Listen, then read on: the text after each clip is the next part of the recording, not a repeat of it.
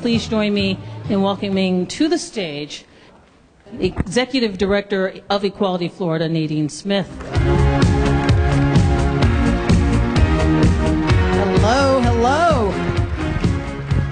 Wow, this is really amazing. You know, so much has changed since the last time we all gathered, and we're going to keep celebrating. We're going to keep celebrating, and it is so fitting to be celebrating in the county where we secured marriage first of all. And even as we celebrate, we must prepare for two things: the backlash that we are absolutely experiencing, and experiencing most harshly aimed at the most vulnerable among us. And we also have to prepare for the incredible opportunity that is right here, right at our fingertips. So let me start with the opportunity. The good news is, in Tallahassee right now, some really good things are happening. One of our honorary host committee members, Representative David Richardson, I don't believe is here because he's got to be in Tallahassee doing his thing. But one of the most amazing moments of this legislative session was something that he absolutely orchestrated, where on the floor of the House there was a vote to finally strike down the statutory language banning gay people from adopting. And it passed the floor of the House.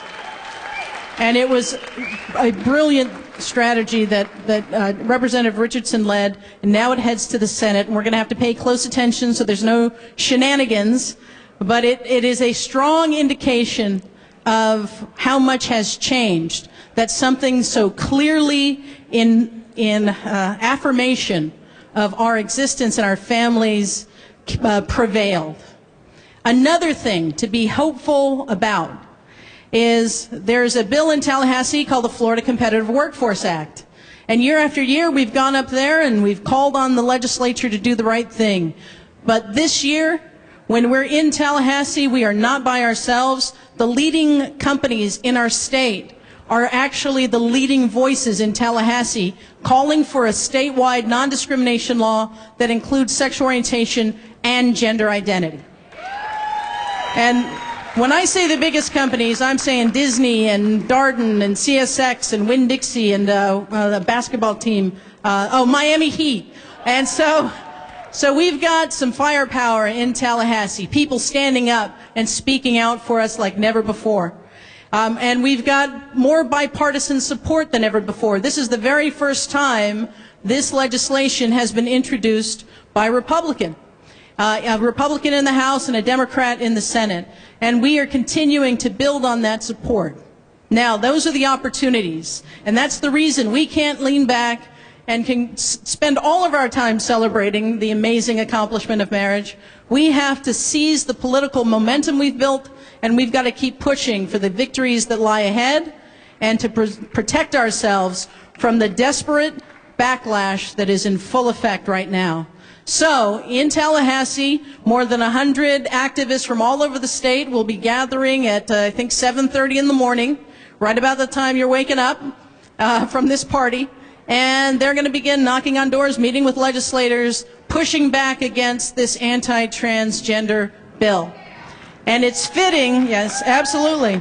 And it's fitting that we talk about it here and now, because the architect of this really awful bill, perhaps the most hateful bill that's ever been introduced targeting our community, is Representative Frank Cartilles from Miami-Dade. And he didn't take very kindly to the incredible work of passing gender identity in Miami-Dade, and big shout out to local heroes, SAVE, who led that fight. I hope Tony Lima's here. Incredible work. And now, because his arguments did not prevail here, he has taken them to Tallahassee. And you know what? It's unfortunate, but the good news is this: the transgender community is visible and vocal as never before.